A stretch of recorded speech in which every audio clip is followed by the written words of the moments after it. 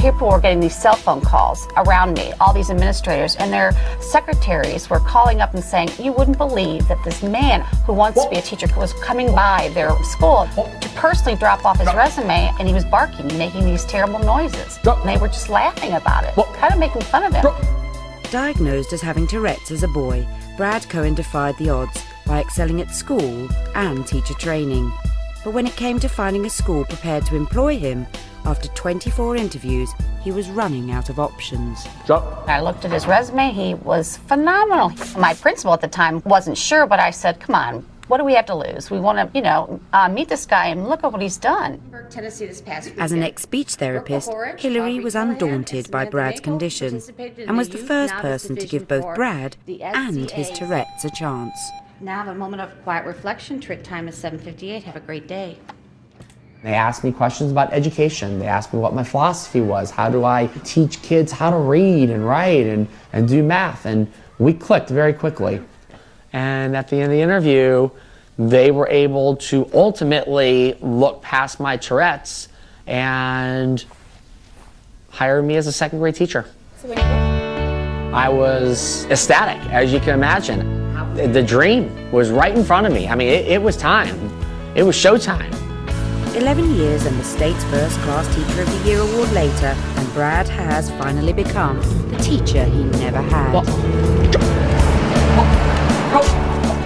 What happens when you have an outwardly manifested peculiar disorder like Tourette syndrome is it serves as a filter. You're going to develop a circle of friends and circle of colleagues like anyone else does, but it's obviously not going to include people who have a problem with your tics. And that's the jerk filter. That's why I love Tourette. Hi. How are you? What makes me a little bit different than all the other teachers is I think I have a little bit of insight on the way kids think. And when I'm talking about that, number one, I feel like I'm still a kid. Number two, I think that there are some kids out there that have disabilities or weaknesses that make them a little bit different. I feel like I'm able to just be that role model that maybe they've never had before to show them that they can overcome their weakness or they can overcome their disability and be successful. My dad received a phone call from you. Yes, he did. And I chatted with him. I do the barking noise. You can call it a wop wop sound, ja ja sound, whoop choop sound, whoop whoop, whatever you want. It's a vocal. Wop wop. You'll see me twitching my neck, my arms, blinking the eyes, making some facial grimaces, sniffing. Drop. Whoop. What do we call these? 10 blocks. What do we call these? 1 blocks. 1 blocks. All right. So first lesson in the classroom is how everybody's different and their teacher's different. Well, the teacher has Tourette syndrome and he's going to make noises and funny faces all day. So it's important for them to know about it, and I let them have an opportunity to ask questions. I tell them there's one thing that we'll never ever do, and that is play hide and go seek, because every time we play hide and go seek, I lose. And the last word is the color white. W-H-I-T-E, sparkle. Oh, Kate's out, and Brittany won. All right, high five. Everyone give her a silent cheer. Tourette syndrome definitely makes me special. Well, if there was a little magic potion out there and it said, woof, we can get rid of Tourette's tomorrow and you could be that teacher just like everyone else, would I get rid of Tourette's? The answer is probably no. I think Tourette's has made me who I am. I have aspirations of being a head teacher. Well, Brad got that job, and listen to this. He won the state of Georgia's first-year Teacher of the Year award. Please welcome Tritt Elementary second grade teacher, Mr. Brad Cohen.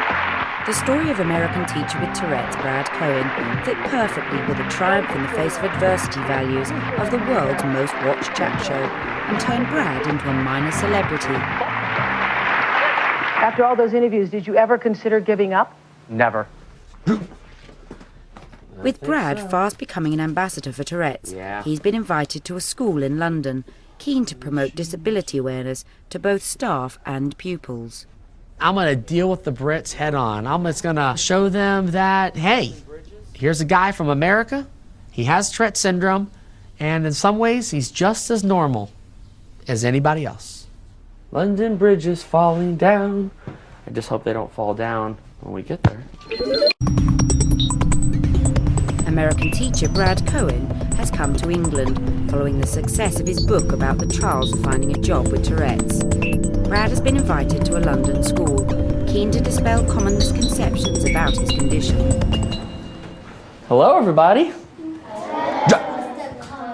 Yes, you know my name. Where am I from?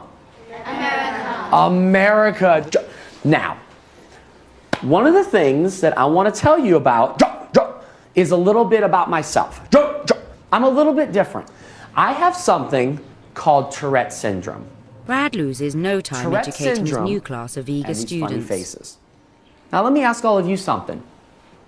Is there something you can think of that's in your brain that tells your brain to do something all day long and you can't stop it? It's quite obvious. Breathe. Breathe, yes! I'm sure your brain does tell you to breathe, otherwise you'll die. And we don't want that to happen. What is something else that your brain tells you to do all day long? Blinking. Blinking, yes! Well, just like your brains tell you to blink, my brain tells me to blink, and my brain tells me to make noises and funny faces that I can't control. Would anybody like to ask me a question? Did the kids laugh at you sometimes? You know, that's a really good question. When I first started teaching, they did laugh at me. But After a then what few I did more was I questions, sat it's down clear with my that all the class. students are fascinated by Brad's strange and curious I need condition, for y'all being American. to come with me. It's a Southern word. Can you all say y'all? Y'all. Like, y'all come back now, you hear? Y'all come back now, you hear? That's right. It's kind of like Texas. Texas where the cowboys are. We don't have cowboys in Georgia. I was expecting a man whose Tourette's owned him, who was sort of overwhelmed by physical and verbal tics. But once he started teaching, he was a completely different person. So he was very American, very loud, and quite exciting for the children. Gentlemen, take it away. But the verbal tics and his physical sort of jerky movements just completely melted away. Maybe they don't like to write because they have bad handwriting. But what we have I think it's very easy to see the superficial layers of people. And that would have been my impression of Brad before I saw him teach. And then I saw him teach, and I saw the teacher. By break time, Brad is one of the gang. Tourette's is like something like a hiccup. Like hiccups never stop. First, I kind of always heard the noises, but then I got used to it, and it was just a background noise. It doesn't really bother me. I think that's fine. When I first heard him, I thought that it's a bit odd, but it's very interesting. He's funny, he has lots of energy, and he's fun to talk with. He's a very good teacher, I would say. Kids convinced, back in the staff room, the adults have a few more questions. So I thought it was swearing and, yeah, whatever. And it's not. And it's not. As a matter of fact, in America we say it's the Hollywood way of knowing Tourette's because That's what's nice. it looks better, you know, it's sexier. You know, have some guy cussing rather than just blinking their eyes. So it's kids don't have any preconceived notions. Kids don't have this background knowledge that parents do. Parents have been living for 25, 30, 40 years. They know that certain types of disabilities act this way, but kids don't know that. Kids only know what you tell them. They only know what they see. And after that, they move on. I am bringing that back to my classroom. That is cool. Brad Cohen had 24 unsuccessful interviews before getting his first job as a primary school teacher. 11 years later, and his career has continued to develop. These days, Brad is teaching teachers. You are the facilitator. Facilitating the kids. It's another major step towards Brad's ultimate goal, becoming a head teacher. Doing what they need to. Tourette syndrome is here until there's a cure. Employers have to make a decision. So what I challenge employers out there to do is to look past the Tourette.